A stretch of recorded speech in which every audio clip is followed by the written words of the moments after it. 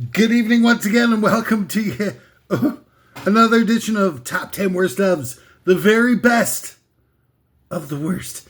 I'm your host for this intrepid endeavor.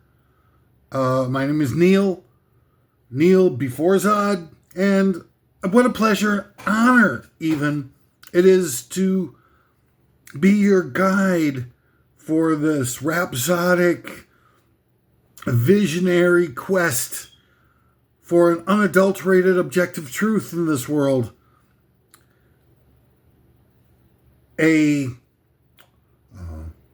state of knowledge that has long been suppressed from the general public at large, lest we utilize it to formulate a means of escaping the soul-crushing oppression of our malevolent overlords.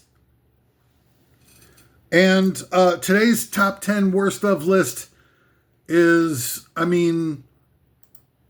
totally epic, dude. It is going to be a life-changing experience, I think, for all of us, me included. And it's the top 10 worst tragedies of all time. And I get it. A lot of people think that these lists that I do and these grandiose, visionary topics that I try to dissect and make more easily accessible for those who are intellectually challenged by today's modern day propensity to hunger for ignorance that so many of us have found to be rhapsodic. Excuse me, I gotta tear one of these knots out of my hair. It's like a romanticizing of ignorance within our cultural perspectives. And it's such a great time to be alive. These are the best of times. We'll look back on these times as being like the good times any minute now. Be like, do you remember what it was like back in 2026 when all we had to worry about was misanthropic narcissists and crypto-fascists who were trying to destroy the human race and obliterate any opportunity that we had to be able to crawl out from underneath the boot heel of our rabid, monstrous,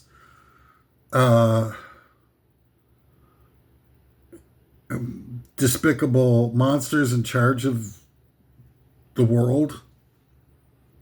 And we'll be like, 2027 will be like, man, do you remember how great it was back in 2026? Anyway, but people think that these aren't real lists, that they're just like sort of extemporaneously sort of riffing off of, various different types of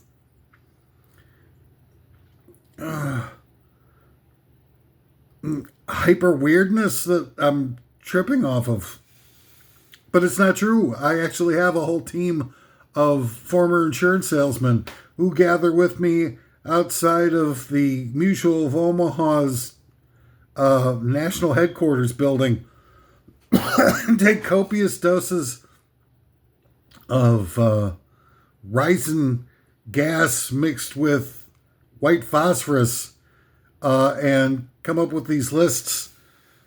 And, it's just a real pleasure. But before I get into it, I get just a couple things to warn you about. Number one, I'm an oddball. I've got something, this is just several screw looses.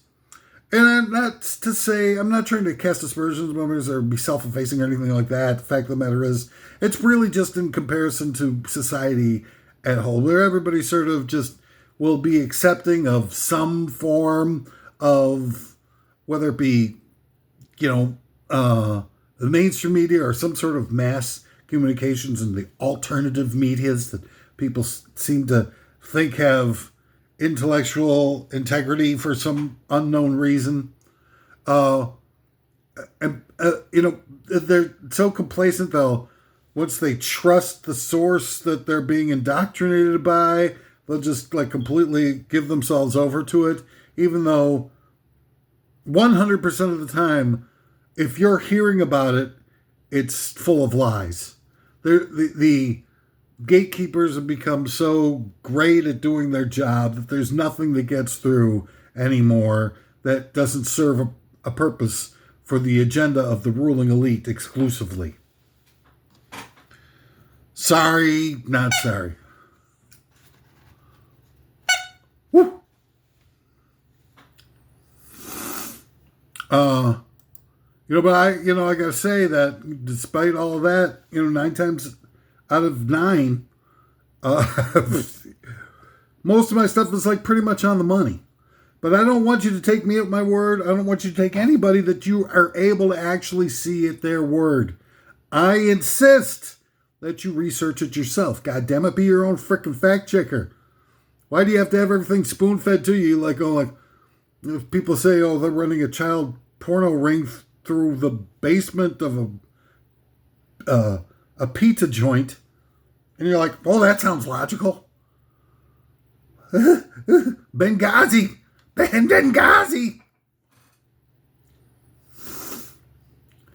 I mean, it's like, who's the Snow White dwarf that you model a modern day American society after? It's a combination of grumpy and dopey. I mean, there's no hiding it anymore. That's why everybody was so pissed off when they remade this live action, there's real live action in the live action remake of The Lion King. Have you seen it? It's still totally live action. Or the live action remake of How I Made Your Dragon, or whatever that movie was. How I Pet Your Dragon. Live action. Play my ass. I want to do a CGI movie about my ass called Live Action My Ass. Sorry. I don't mean to laugh at myself, but I just got nothing else, nothing else going. Sad sack. I'm ground zero for sad sacks. Or sad sex. Either way, fits. So check that shiznaz out yourself, you rotten bastards. And the other two, I'm not partisan. I'm not going to be playing favorites here. In terms of the politicians and the elements of our cultural mechanisms and stuff, all that, it's just a bunch of ultra rich people, man. There's no difference between the Democrats and Republicans in terms of what they ultimately get done. What they ultimately actually get done is all in the service of the ruling elite.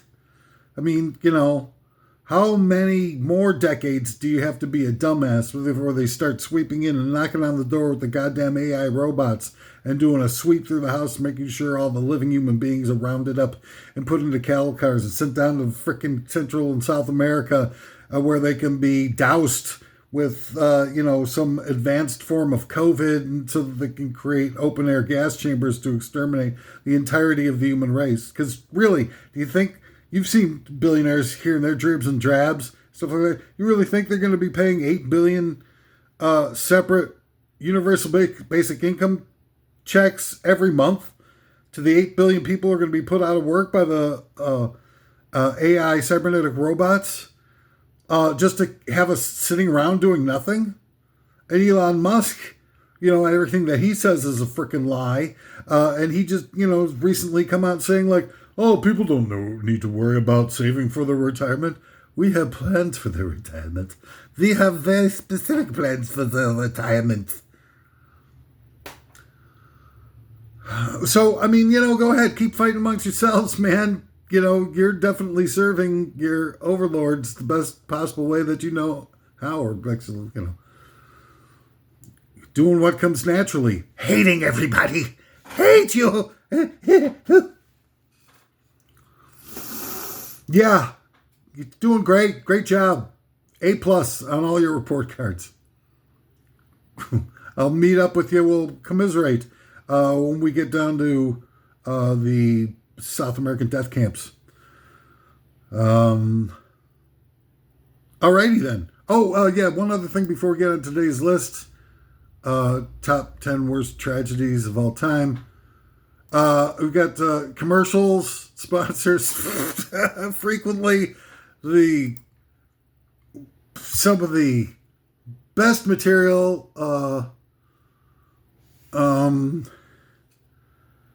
Just really side-splitting comedic action here on the commercial sponsors. Of course, we got from the makers of Dracula.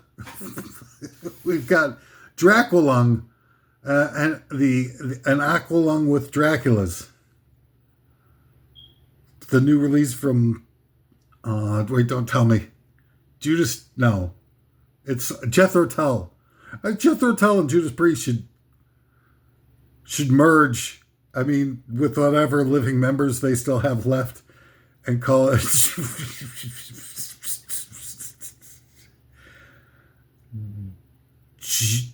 Jethro Priest. That's it. Something in there. I got it too. I nailed it.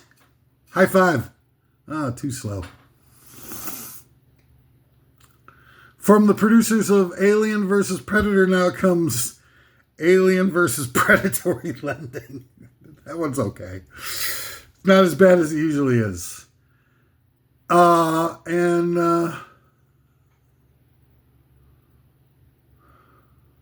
don't see any other ones. From the producers of Mork and Mindy, with, emo themed sitcom Bjork and Mindy, featuring the reclusive and oft-times misunderstood antics of legendary emo singer and recluse Bjork, with some, disposable actress, flavor of the month, whatever, brunette, that was willing to do what it takes to land the role. And why do they put Me Too, right? The Me Too movement is the hands of, with the main progenitor that they chose to be out in the forefront of the Me Too movement was Ronan Farrow. And I say that with disdain, only in as much as that whole family is so messed up, man. And you think that it's just Woody Allen, those of you who just absolutely refuse to pay attention to the facts of life around them will just immediately go oh, but Woody Allen's a goddamn child molester and he's married his own daughter. It's so, read a freaking book or something. Do something with your lives. It's so destructive. Your ignorance has been so destructive for so long for others. It's just inconceivable. It's indescribable. The Mia Farrow's a freaking, just piece of work. Ronan Farrow, at least they won't publicly admit who his real father is. Does he know? Probably, maybe not. Certainly the public doesn't know, because most people who've, sort of bothered to pay attention to the world around them a little bit, even just a tiny little bit, know that Ronan Farrow's father is probably not Woody Allen. It's probably Frank Sinatra. And he looks just like Frank Sinatra, like a weird cross-pollination between Frank Sinatra and Mia Farrow.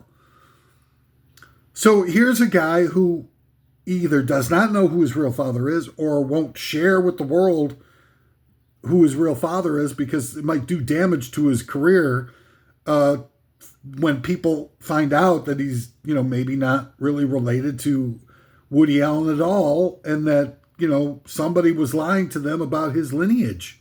And it would decrease the impact of them trying to destroy Woody Allen's life and career and, his, what at one point was enthusiastic support of, progressive ideals. And, now is just like completely ruined. I think that a lot of the Me Too thing was all like a smokescreen to try to eliminate lefties from positions of power. And, a lot of the people that got the zots from the Me Too movement were like heavy supporters of progressive causes or the Democratic Party. Harvey Fierstein was a major league donor to the Democratic Party. Kevin Spacey was a big, huge supporter of the Democratic Party. And if you go through the list of a lot of the people who got the boot sounds like a Canadian accent, excuse me, are from the left. It seems like it was just another excuse to do a big old purge of lefties, like they've been doing since 1950 frickin' 3. What am I doing? Oh yeah, Draculung, right? Oh, Bjork and Mindy. Bjork and Mindy coming tuned Mondays on Must See Mondays. All right, so I've gotten all this stuff out of the way. I can now get on with the list for today. The incomparable worst of list, top 10 worst tragedies of all time. Number 10, the invention of the combustion toaster. No, this is wrong. It's supposed to be the combustion engine. Of course it's supposed to be the combustion engine. Who's ever heard of a combustion toaster? It's a combustion engine.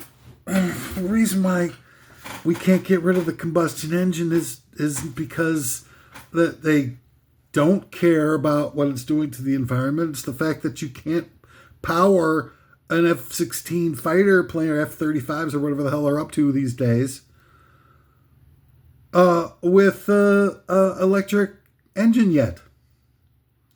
So they have to have combustion engines because that's what the military runs their tanks and their fighter planes and armored personnel carriers and et cetera, et cetera. Without the combustion engine, they wouldn't be able to have any of that weaponry. And they can't afford to build combustion engines just for their weapons alone. So they have to have a privatized automobile industry that's very healthy and stuff like that, with all these factories in full production. So every couple of 5-6 years or whatever, they need to order another 20 tanks and counterinsurgency vehicles and stuff. Then all the factories are up and running. All they got to do is retool the factories. They've got all the trained workers, and research and development has already been ongoing and everything like that. And that's why they can't let the privatized automobile industry go. That's why they built the interstate highway system. And of course, when you look at the idea of the nationalization of the macroeconomics of a society, in order to be able to all play a confluence within the needs of the military. You're talking about designing society at large, and a macroeconomic plan like that was pioneered by who? Was it? Huh? Anybody? I'll give you a multiple choice. A, Nazi Germany. B, all of the above. Or C, both A and B. That's right, Nazi Germany. our economy, starting with Dwight Eisenhower, when he started building the interstate highway system. The interstate highway system was built so that we become dependent on automobiles. And we were forced to become dependent on automobiles and not public transportation because you need to have a thriving automobile industry in order to be able to have a thriving military. Sorry, not sorry. Number 9, the top 10 worst tragedies of all time. The Antiques Traveling Roadshow /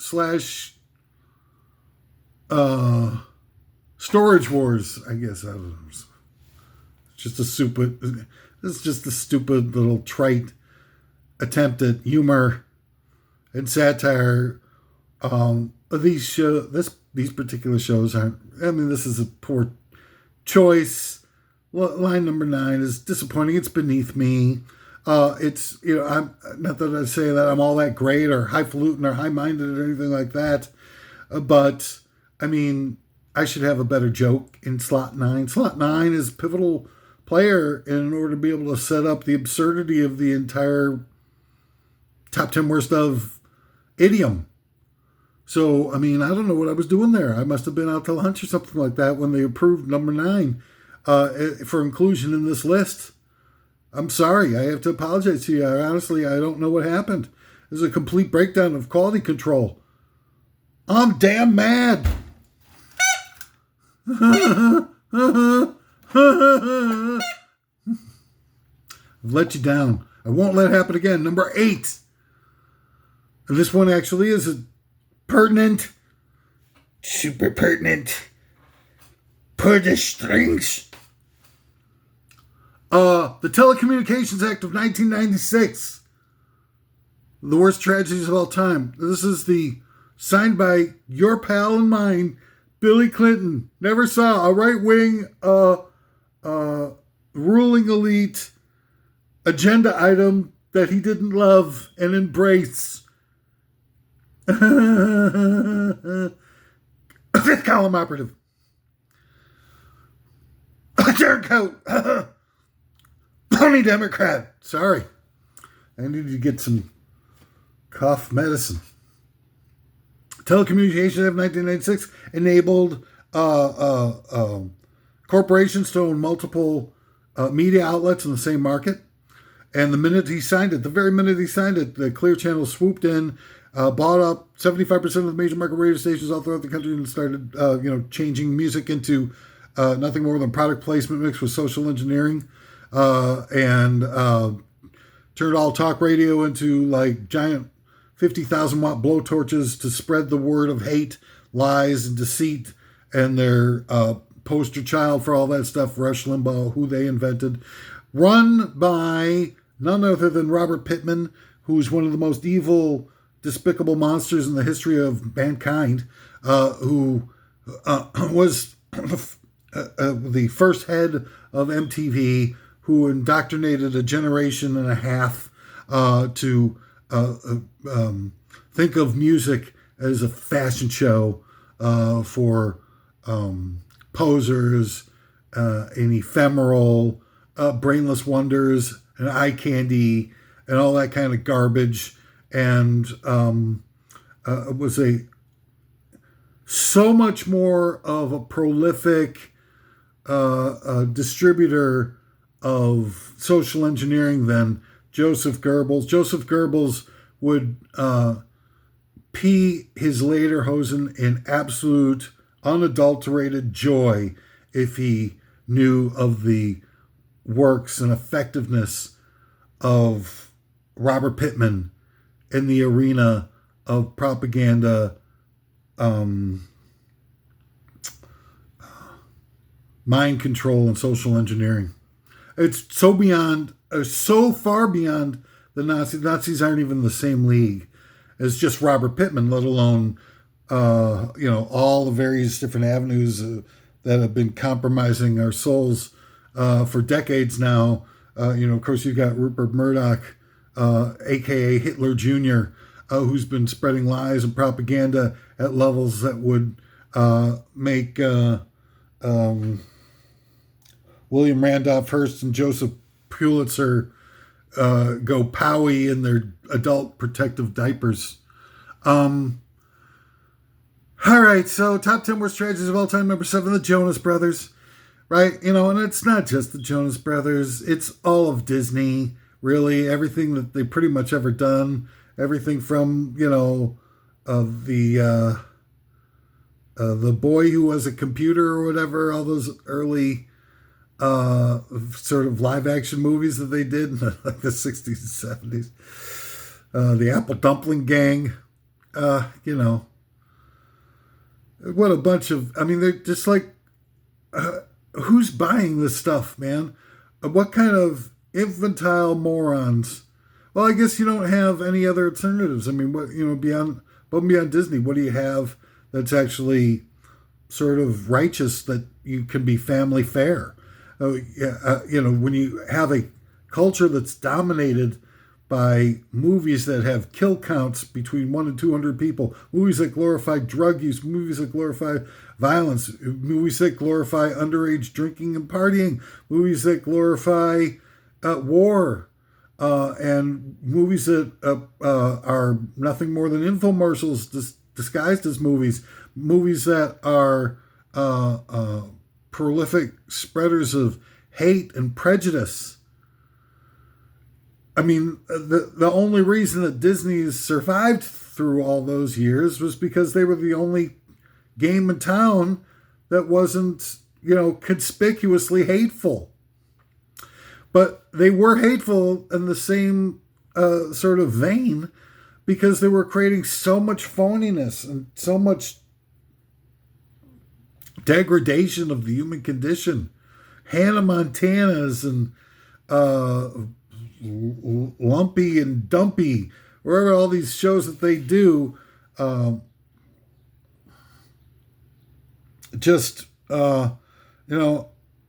aggrandize the dehumanization of the human condition. The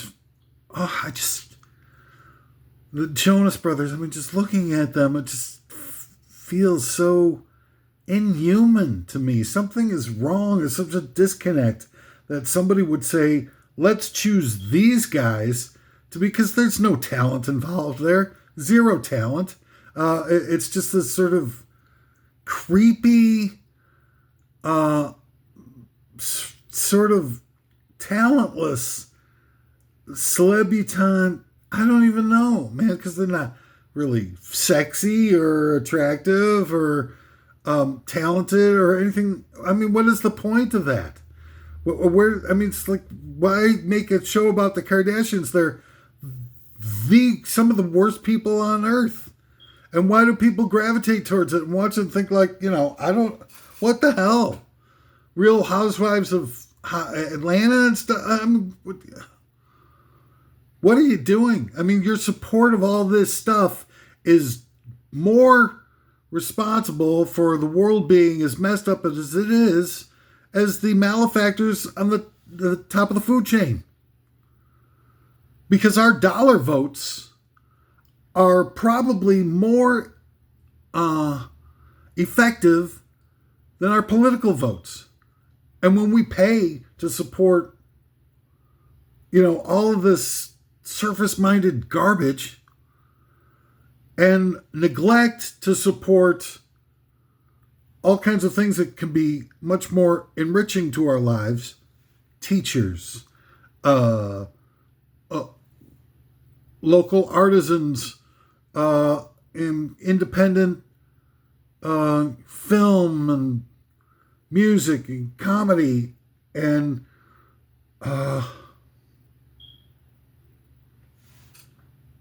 did I mention other stuff? Other stuff. And yet we go, a blue state like mine in Illinois, where you've got, supposedly one of the bluest states in the world. They open up Wrigley Field and those blue state people go swarming into that stadium to support a team that's owned by inner circle members of, MAGA and Donald Trump. And then they take pictures and they look happy, and the picture's like, hey, look at me, I'm so cool, I'm at a Cub game, wow. And then the next day, they're out there protesting against the very people that they just gave a ton of money over to. Because, it's not just that they're conservative, which, whatever. And these are actual people. One of the Ricketts family that owns the Cubs actually ran the economic side of Trump's campaign in 2020.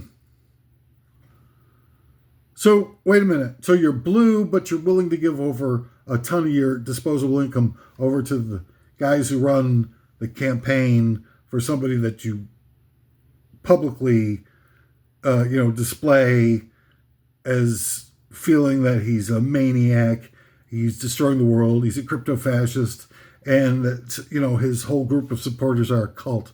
But you'll give a bunch of money over to them instead of maybe taking that money and going to see a couple, local bands, maybe going to see a local player, go to the Lyric Opera or something like that.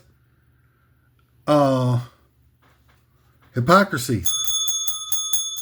It's the secret word for today. Somebody's going to win $100 if they say the secret word. Hypocrisy. Oh, I said the secret word myself. I won $100. And number 6, the top 10 worst tragedies of all time. Number 6, it's a tie between televangelists and Linda Evangelista. Now, Linda Evangelista, actually, I saw like a movie. I think she executive produced or produced or something like that, and it was great. It was like this, the story of how they created super hot Cheetos or something. I think she executive produced it or something. I don't know. And it was freaking great, man. I love that movie. So Linda Evangelista, the only reason she's here as a tie is because her name sounds like televangelist. But televangelist, man, I mean, it's just sort of like, it's not just televangelists. It's the whole idea of religious fanaticism and fundamentalists. That's great that you have a true, identity of who and what or where you think is the source of, the ultimate propulsion of life in the universe. I'm happy for you. But, one of the principles that we all thought this nation was founded on was a freedom of religion.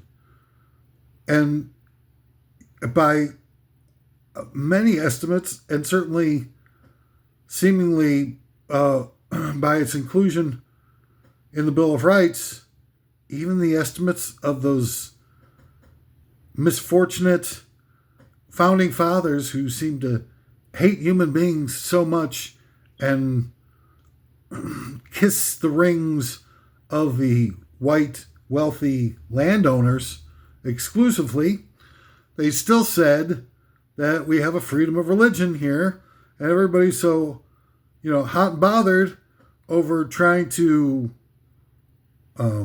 eliminate that element of what this country was founded upon. I think that if, it's sort of like an eminent domain thing. If the religious fundamentalists are going to take over this country, then fine. Just have them pay for us to move to some place where there is freedom of religion. And if you had all the people who believe that freedom of religion is one of the essential elements that make up what America is and should be or was, I think you're going to find that a lot of the people that are going to be, that you're going to have to pay to move out of here to to Nova Scotia or something, it's going to be a big old brain drain on you. Going to be a big one. And that's fine. Technically, the day that, Lee Harvey Oswald, what's that guy's name? The Lincoln's version of Lee Harvey Oswald. John Wilkes Booth. When John Wilkes Booth murdered Abraham Lincoln, the South won the Civil War. Really. And the Union, quote unquote, has been paying for it ever since. And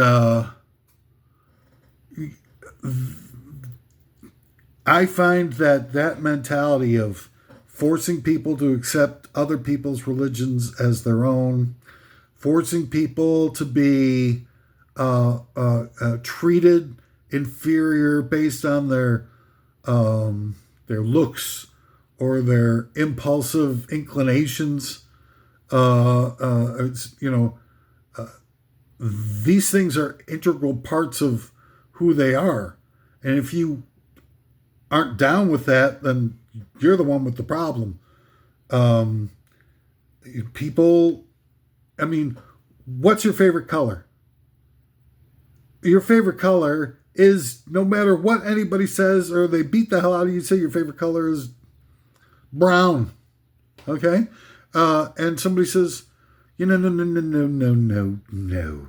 Your favorite color has to be red. And you're like, well, I mean, I can't control that. It's just some like ingrained, I see, I want to go out and buy a bicycle.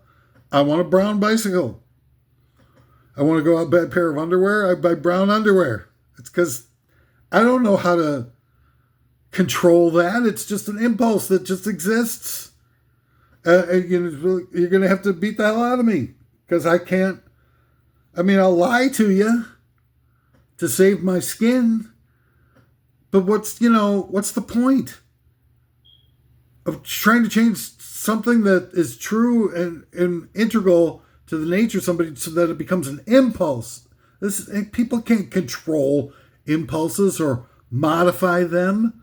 They might change organically over time, but they can't, sort of like flip a switch and go from having brown be their favorite color to red being their favorite color. How do you do that? How do you tell somebody that their favorite pizza topping is pepperoni and you tell them, no. From now on, your favorite pizza topping is crushed glass with sharp, rusty nails. And you're like, whoa.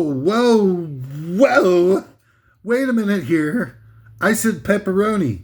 I'm like, no, from now on, it's broken glass and rusty nails on your pizzas. You can't change. They will. You can force them to eat the rusty glass, but you're not gonna. It's not gonna be honest. It's not gonna be real. So what are you even bothering for? Just live and let live. And you know what?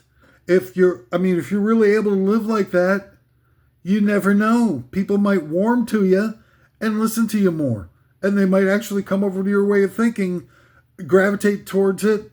And it might not necessarily be their favorite, but they'll see like, wow, look at this, how tolerant these people are and how, accepting of my predilection for brown colored things or pepperoni pizza. And, maybe they're not as bad as I initially thought. And at least you can cohabitate. But, it's this hatred. Where does it come from? What does it mean? Where are you leaning towards? You want to beat it out of somebody that they like pepperoni? What do you wind up with at the end? You want to have a pizza party with that person? They're like, sort of shoving the glass covered pizza into their mouth and they're like chewing like, that's not a fun party. Give the guy a slice of frickin' pepperoni pizza. Have some laughs. Listen to some good jams. Maybe, bang it out or something like that. Have a good time. But no, you got to make everything so hateful and destructive. Wow. I'm so super impressed. Number 5 of the top 10 worst tragedies of all time. The results of the 1952 U.S. presidential election. Never elect the head of the military to be the head of your civilian government. What are you thinking? But as I've said many times on many episodes of this Top 10 Worst of List series, the 1952 election of Eisenhower, the head of the military, to be the head of the civilian government, is the turning point. that was the end of World War II.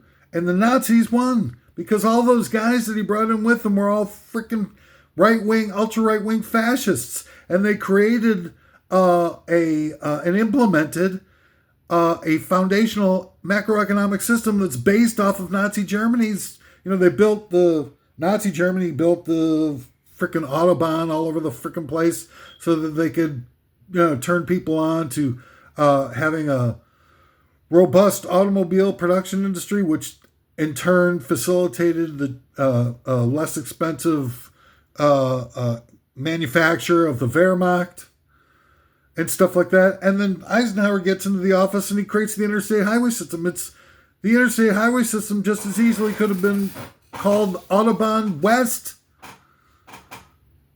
And then, again, it launched all these purges and then all these leftward-leaning progressives and artistic types, real, true foundational innovation and vitality were all wiped off the map and have been ever since.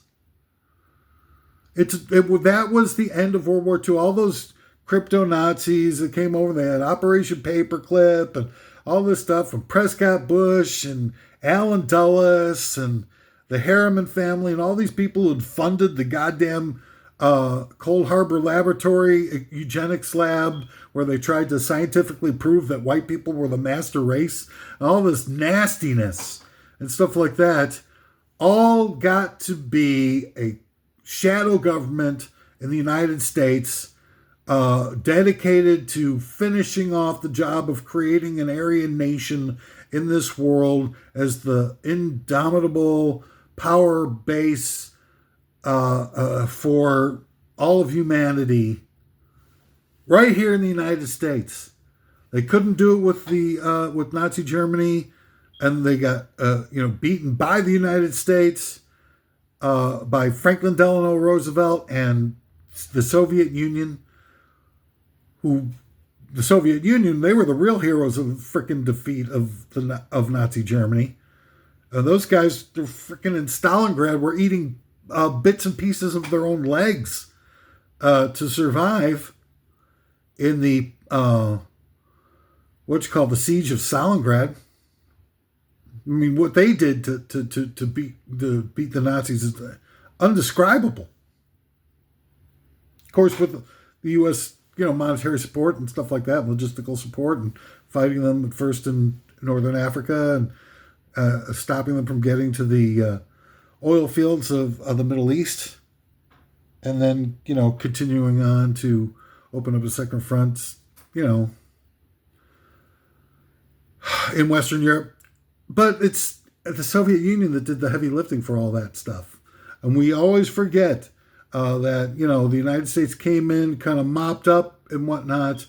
But had Hitler not been defeated in the East, we'd all be speaking German right now. And instead, really they just waited a few more years. And in 1952, they finished the deal by conquering the United States from within without a shot being fired. And nobody even noticed. And still nobody notices. You got a freaking total, Hitler Jr. in the White House, and you still don't even put together all the various different elements that led to the usurpation of the United States by, crypto-fascist interests. Because you're a dumbass. And you're totally detached from the reality of your surroundings. And you did it all just so that you could have 5 hours to yourself every day on average watching TV. That was what you sold out for. Number 4 of the top 10 worst tragedies of all time, the advertising industry. Okay, this is a really positive edition of Top 10 Worst Ever. It's a laugh riot here on Top 10 Worst Ever. Go tell your friends. Well, hey, friends, why did you want a real laugh riot? Why did you watch Top 10 Worst Ofs? These laugh riotous Top 10 Worst Of lists you ever heard of. advertising industry, I mean, do we really need to say anything more about it? And it's not just the fact that, all the commercials that we know are commercials that make the advertising industry so bad. It's the commercials that we don't know are commercials that are so bad. You get a show like Frasier, where if you, sort of,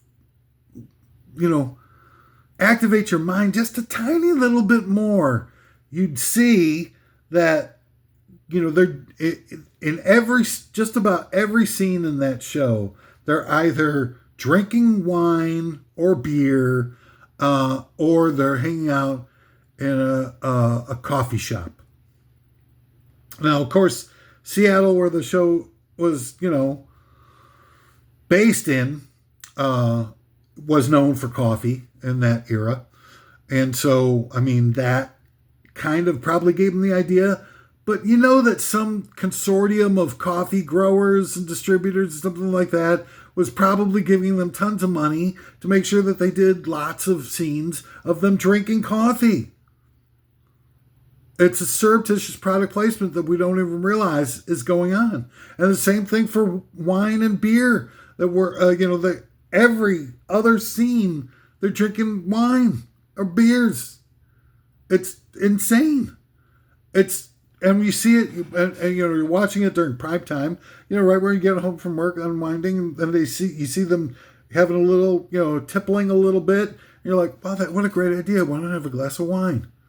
And that's how they works. It's how they got you. It's advertising without you knowing that it's advertising. And some people pick up on it. They see like labels of products and stuff like that conspicuously turned towards the cameras, like American Idol, stuff like that with Pepsi, whatever it is that they got their, they're getting their wetting their beak off of. And it's all deleterious to the idea that there's anything decent in this world. When people start to, ingest all of this negativity and all the,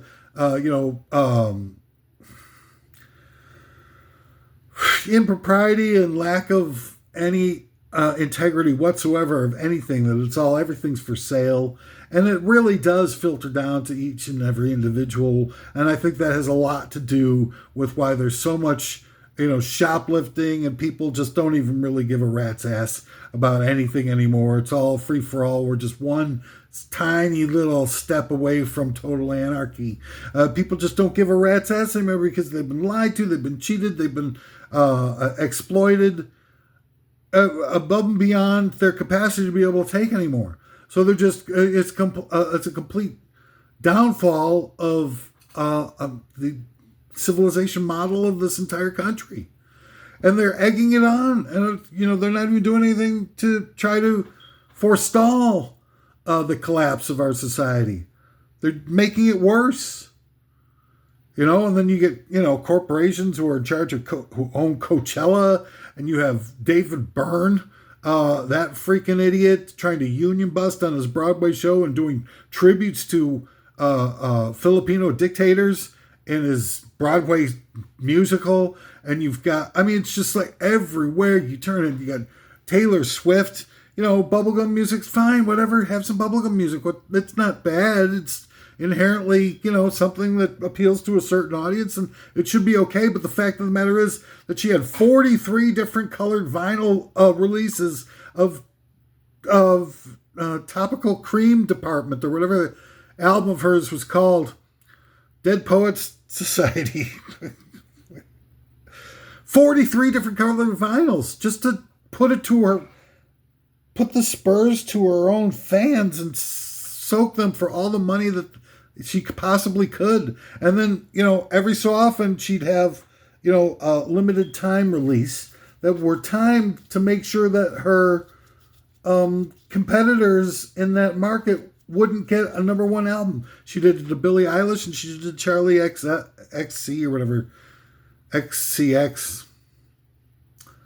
So, she came out with a limited edition with these, like recordings of songs on her phone or something like that. I don't even know what the stupid ass deal of it really was, but they put it out for a limited amount of time, like a 24-hour window space within the week that all those aggregate scan numbers of sales and downloads and all that stuff were about to be reported to like Billboard or whatever, so that she could keep her number one status and prevent Billie Eilish and Charlie XCX from getting a number one album on the charts.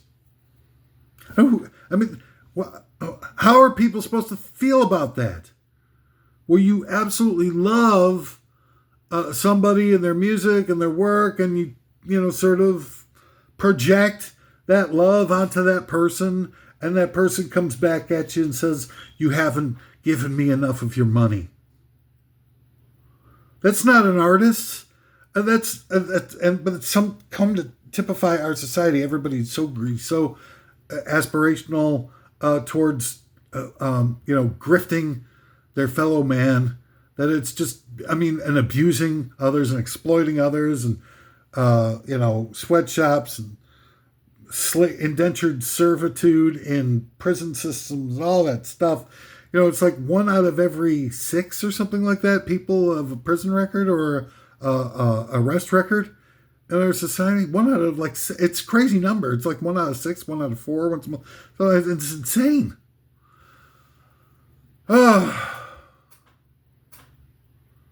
Top 10 worst tragedies of all time. Number 3, all the racists and slaveries, the Holocaust, the slaughtering of Native Americans, taking their land, exploitation of labor and child labor, and the shirtwaist factory fire, and Nike turning people's bodies into walking billboards, and Michael Jordan, and all these negative sweatshops, the safety nets they have to build around the Foxconn factories because so many people are jumping off the roof to commit suicide, because rather than work for 1 more minute in those sweatshops, they'd rather die. All that stuff combined, number 3.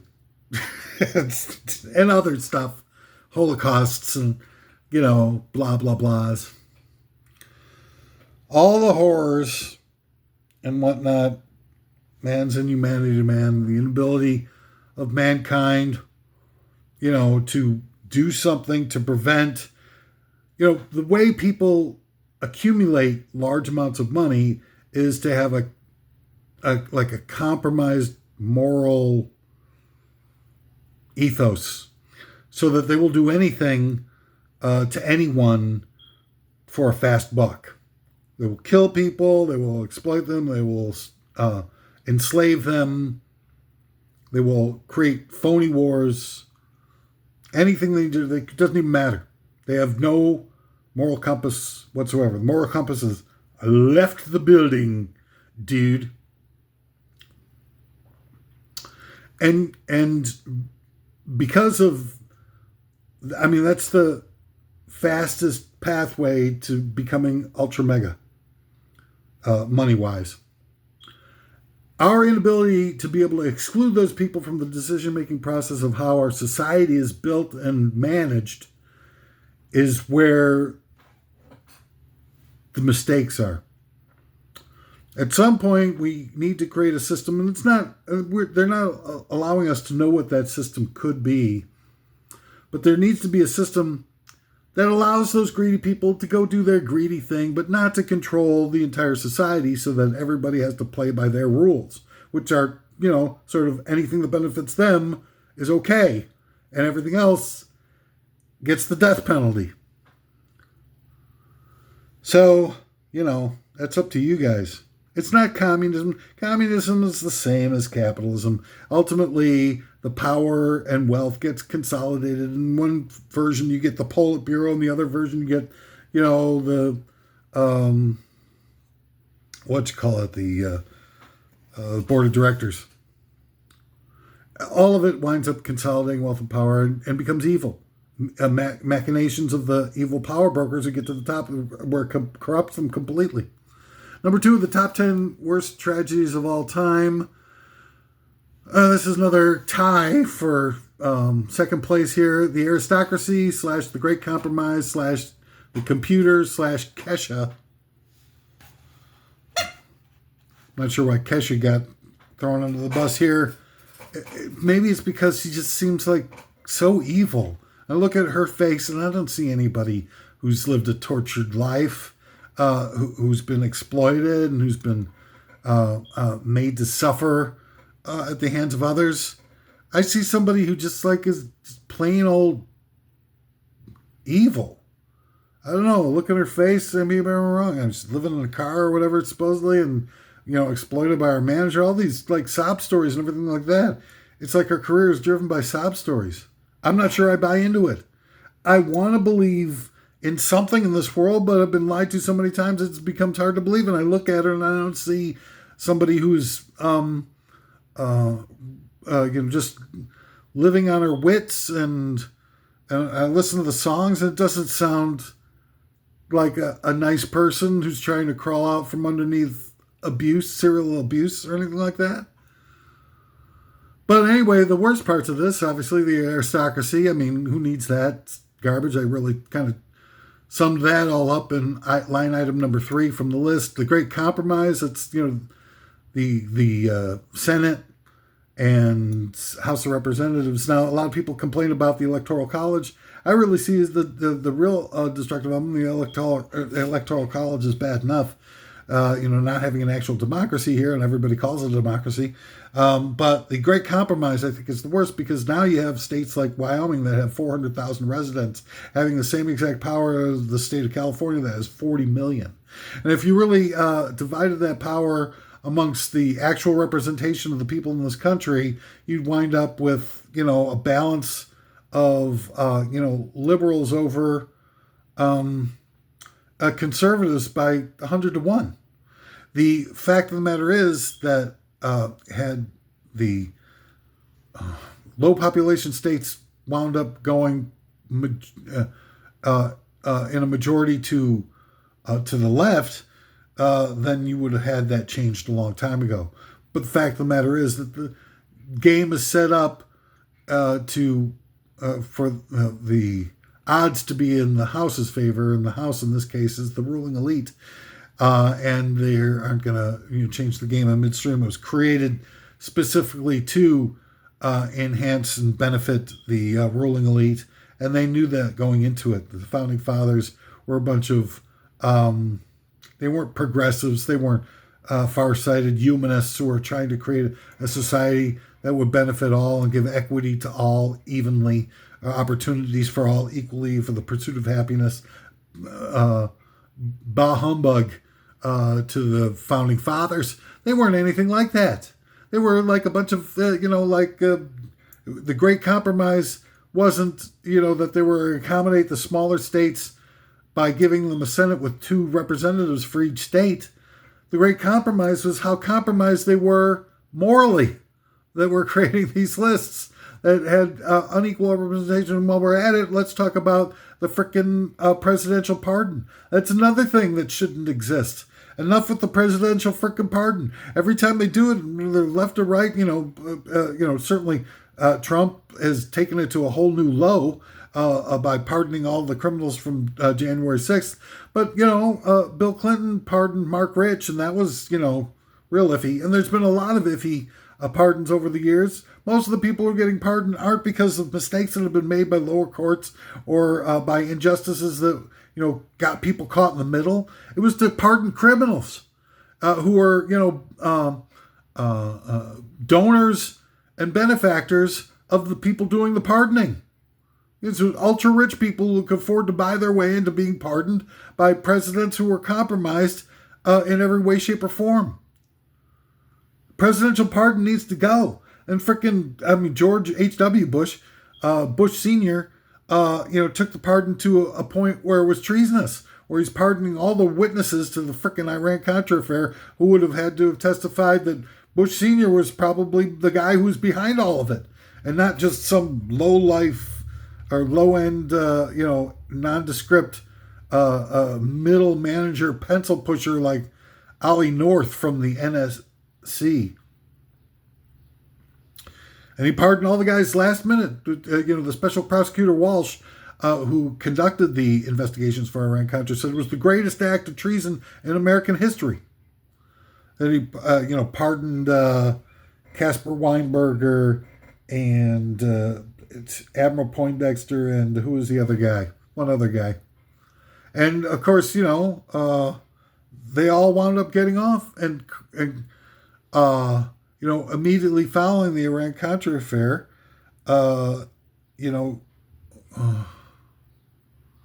you get Bill Clinton, who did nothing to investigate what really happened there, nothing to go after, H.W. Bush for pardoning all those guys and destroying the case of the special prosecution. Iran-Contra affair is 1,000 times worse than Watergate. More than that. And of course, like a computer, it looked like it was going to be, provide an opportunity for people to actually be able to collaborate, but no, really wasn't. They moved in. The original MySpace was, if those of you, I wish those of you out there who grown up with Facebook and Instagram and all that garbage as being your only way to be able to network online with other people, or primary way. I wish you could have seen what MySpace was when they first came out 20 something years ago or whatever. And see all the, it was just a dream come true. You could index searches on zip code. So like if you're, creative type and you're going out to, tour in California or Minnesota or whatever the hell, you could see all your friends by zip code location so that you could just message those people saying, hey, you got any shows? I'm coming into town. Maybe we could, go to see each other's shows and support each other, or whatever it is. That's, you could see where people that you wanted to collaborate with, what their interests were. So you could click on various different interests, television production, makeup design, whatever it was. You could see other people that are interested in it, and you could index a search of people in a certain zip code by certain interests, and people would respond. And it wasn't, a mechanism of data mining. It wasn't a mechanism of spreading hatred and engineering people to be more depressed and things like that. It was nothing like that. It was just a beautiful way to be able to contact people with like-minded interests.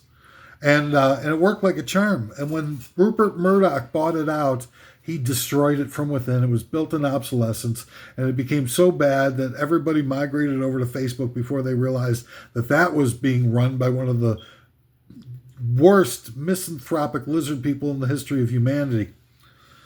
And so, all that stuff just sucks.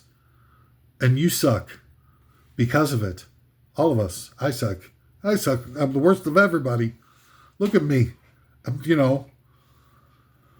It's horrifying. And the number one top worst tragedy of all time in a runaway, in a walk, is, of course, the Bush family.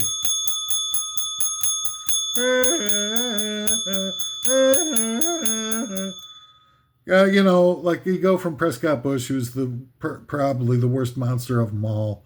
Here's a guy who gleefully ran Union Bank when it was shut down in 1942 for laundering money for Hitler after we had mutually declared war against each other. This guy's sitting around Union Bank laundering money for Hitler. I'm helping. And, he's a high-level, consultant in the Nazification of the shadow government of the United States. In 1952, when Eisenhower won the election, him and Nixon and Harriman, all those freaking hateful jerk-offs who had funded and helped provide support systems for the Nazi Germany, who would sell us all out. Hey, what the hell? And then you get H.W., who, they show pictures of somebody who looks a lot like H.W., who's sitting there right at the Texas Book Depository on the day Kennedy got shot. And he claims that he can't remember where he was. Everybody remembers where they were when they heard Kennedy got shot. Everybody from that generation. It's like one of the sort of main shared zeitgeist experiences that everybody can relate to. They remember exactly where they were when they heard Kennedy got shot. George H.W. Jr. Bush Senior does not remember. What you call it, the Zapata oil, which he owned. Why is he naming his oil company after a left-wing Mexican revolutionary? And all the stuff with the baby. I mean, this guy is, former head of the CIA, and all kinds of different nastiness that he got involved in. From that, I mean, being the head of the CIA in the aftermath of the deposing of Richard Nixon, that's a weird choice. He had no previous experience, supposedly, with the CIA, no previous experience with espionage, or nothing.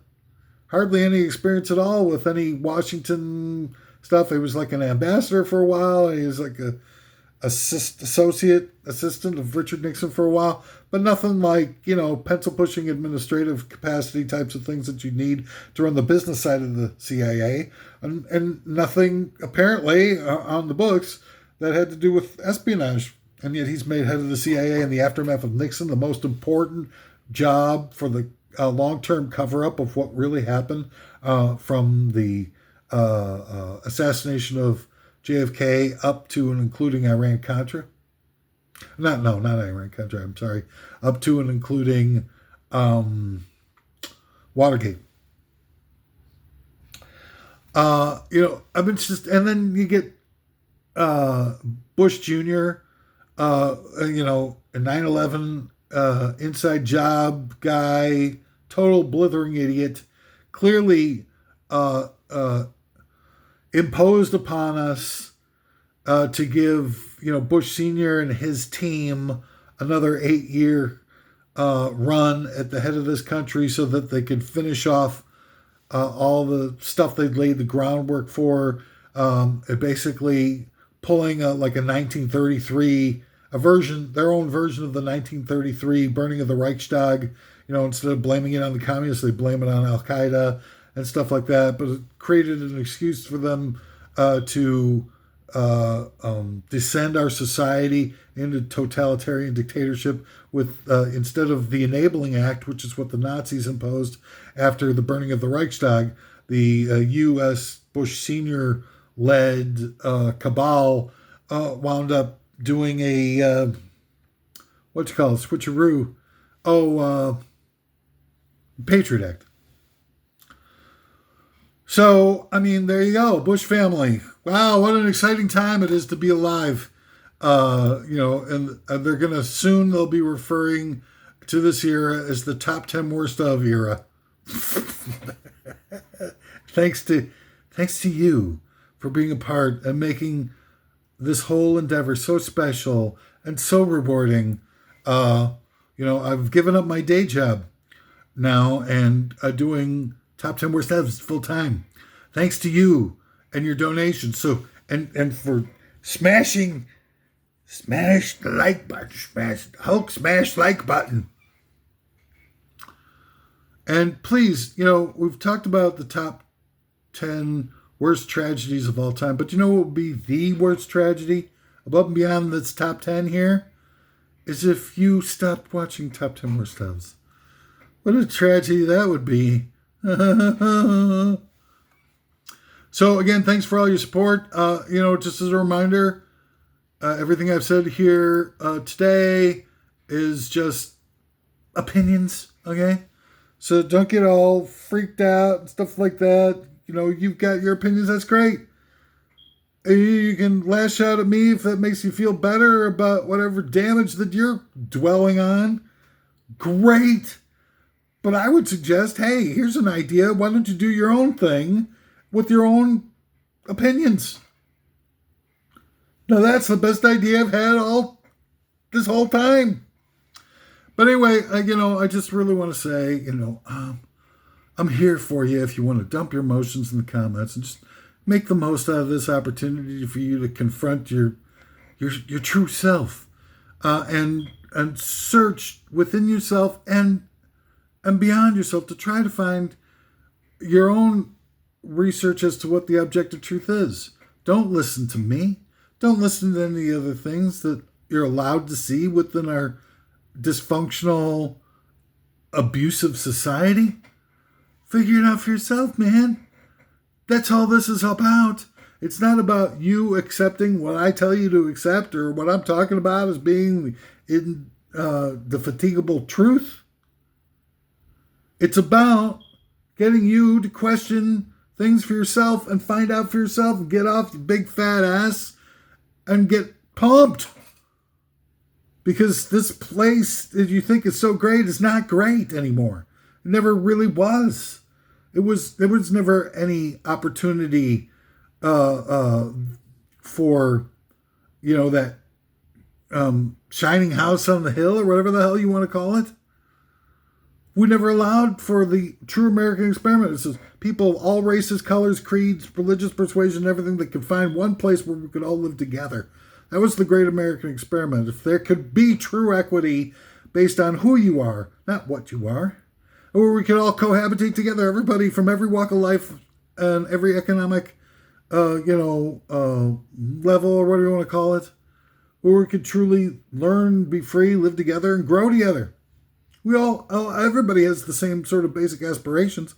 You want to have a rewarding life. You want to have life that for your kids that's better than yours. You want to have some laughs along the way. You want to be fulfilled. You want to feel like you're special, that you have a lot of friends and that people care about you and that you've got others in your life that you can care about. It's simple needs. It's not about the money. It's not about the gratifying materialistic wealth that everybody is telling you to, is so important and critical for you to be somebody worthy and somebody cool and chill and driving a fast car and get a big old tackle box and you're just like Axe body spray. That's all a bunch of lies. Don't believe it. Find out for yourself who you are, what your world around you is. The answers are still out there, just probably for just a little while longer. And they probably won't do it again because it'll probably be usurped by the AI cybernetic robot race any minute now. But you might as well go out on a high note. See? Wow, we're laughing together again. Oh, so brave. All right, anyway, thanks everybody. Thanks for listening. That's why don't we try to find a way to get through all this together, huh? What do you say? One more thing.